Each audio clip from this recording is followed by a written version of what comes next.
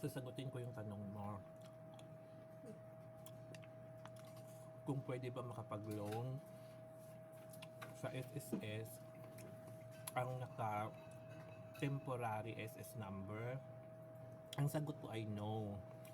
Nasa policy po ni SSS na hindi po kayo pwedeng mag-avail ng any benefit sa kanila na naka-temporary pa or nakatag as temporary SS number ang SS number mo.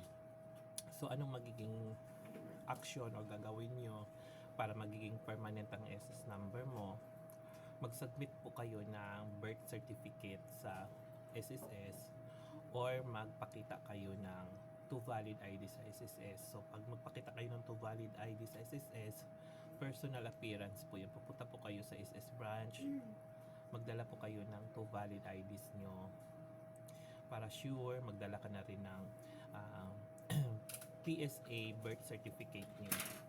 Then i-validate po nila yan. Once na makita yan ni SSS, itatag na po kayo as permanent. So maging permanent na yung SS number nyo. Then kung qualified kayo for loans or other benefits ni SSS, papayagan na po niya kayo. Ganun lang po kasimple. So habang nakatemporary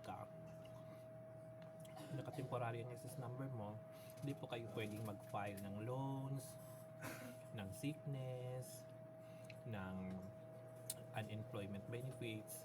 Basta di kayo pwedeng mag-avail ng benefits kay SSS pag nakatemporary yung SS number. So dapat gawin mong permanent yung SS number.